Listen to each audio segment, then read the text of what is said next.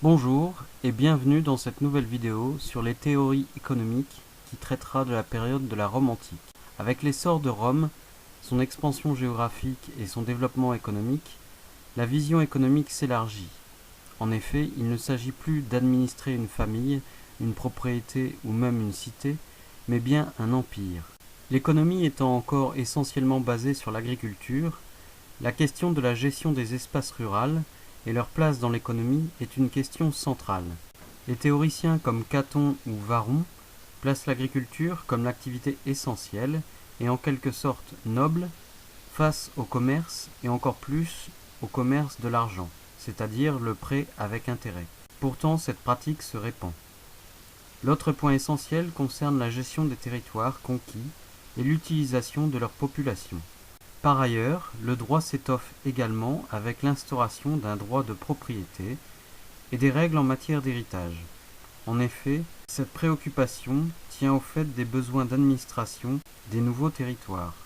Par ailleurs, on commence à étudier les relations entre les acteurs économiques. Ces relations sont comme des liens qui sous-tendent la société romaine. D'un côté, avec le lien d'appartenance à cette société via la citoyenneté, d'un autre côté, avec l'appartenance à un groupe économique d'individus qu'on appelle des obligés, qui est une notion ancienne pour définir une clientèle. Avec les difficultés économiques qui arrivent avant la chute de l'Empire, les théories dirigistes voient le jour. L'empereur Dioclétien met en place une taxation générale des prix, l'équivalent de notre taxe sur la valeur ajoutée à la fin du IIIe siècle de notre ère. Sont instaurés également les collegia, qui sont des corporations ou des associations visant à organiser une activité sur un territoire. Ils peuvent être d'intérêt public ou privé, et 3 personnes suffisent pour créer un collegia.